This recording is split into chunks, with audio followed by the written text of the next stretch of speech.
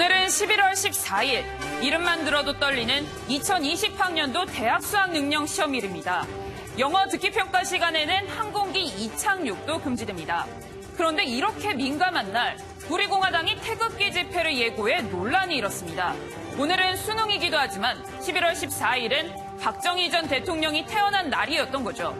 우리공화당은 수험생을 배려해 친목 집회를 하겠다고 밝혔지만 하필이면 수능날 집회가 적절하냐는 비판이 쏟아지자 뒤늦게 행진 일정 등을 변경했습니다. 김근희의 프레스폭, 수능날 열린 우리공화당 집회입니다.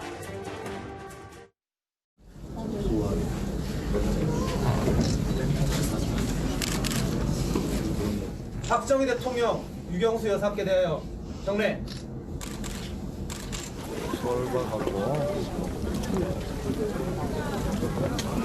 오늘 2019년 11월 14일은 민족의 영웅, 대한민국의 위대한 지도자 박정희 대통령의 제102주년 탄신일입니다.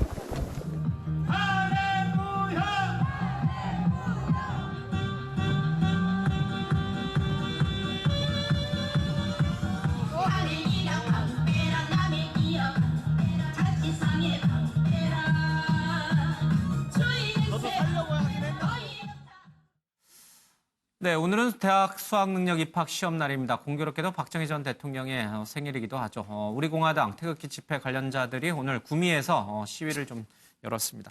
김근희 기자. 네. 사실 수능 날에는요, 수험생들이 시험에 집중해야 되기 때문에 특히 수험장 인근, 학교 인근에서는 모든 집회라든지 심지어 이 비행기까지도 이제 그 지역을 운행하지 못하도록 하고 있거든요.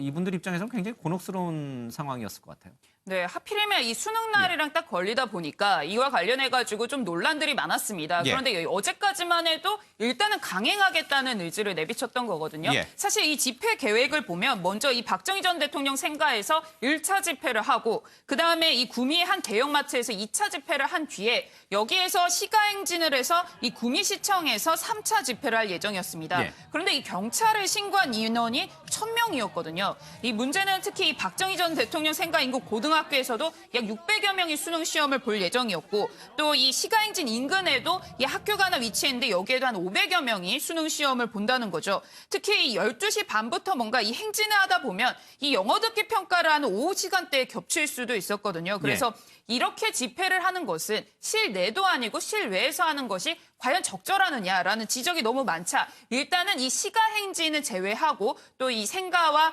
이 3차 집회에 있어서도 최대한 이 침묵하면서 이제 조용히 진행을 하겠다 이런 뜻을 밝혔습니다. 결국은 수험생들에게 방해를 할 수 있는 시가행진을 안 했다는 것이네요. 그렇습니다. 이게 논란이 되자 원래는 이제 시가행진을 하더라도 침묵행진을 하겠다고 밝혔다가 또 이것도 논란이 되면서 시가행진 자체를 아예 취소를 하고요. 2시에 바로 이제 구미시청 앞으로 이동해서 거기서 이제 집회를 가졌습니다. 예. 뭐 결과적으로는 뭐 피해를 주지는 않은 거네요. 결과적으로는 그렇습니다. 예.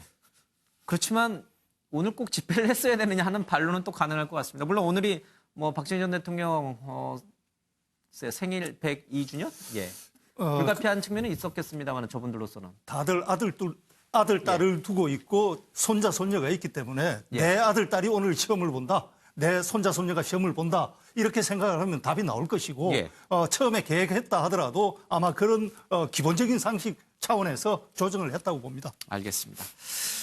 자, 뭐 관련된 얘기긴 한데 박원순 서울시장이 과거에 이 우리공화당 쪽에서 광화문 집회, 물론 그건 서울시에 신고가 되지 않았기 때문에 불법이라고 봤죠. 서울시가 관련된 뭐 천막이라든지 이런 거 철거하는 데 들어갔던 비용이 있었을 텐데 이 돈을 받아냈다는 얘기가 있더라고요. 네, 그렇습니다. 이 비용 청구를 했고요. 2억 6천여만 원 정도를 받아야 되는 상황인데요. 이미 이 중에서 1억 6천은 받았고 이 나머지도 이 우리공화당과 이 조원진 대표의 계좌를 가압류를 신청을 해놔서요. 이 계좌에 돈이 들어오는 대로 서울시 계좌로 바로 돈이 빠져나가는 상황이라고 합니다. 이 관련해서 이 박원순 서울시장이 직접 설명을 했는데요. 이 내용 한번 들어보겠습니다.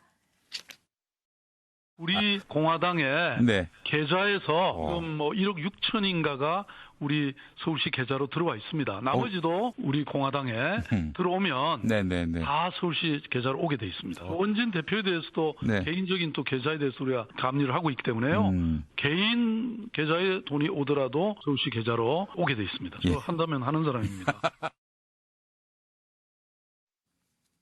네, 실제로 이 조 의원은 지난달 14일 국정감사에서요, 이 박 시장에게 이 전례 없는 야당 계좌를 차압하는 게 맞냐, 이러면서 이걸 풀어줄 생각 없느냐, 이런 질문을 했었는데요. 이에 대해서 박 시장은 서울시가 본인이 했다기보다는, 그리고 서울시가 했다기보다는 법이 한 일이다라면서 단호한 모습을 보였습니다. 예.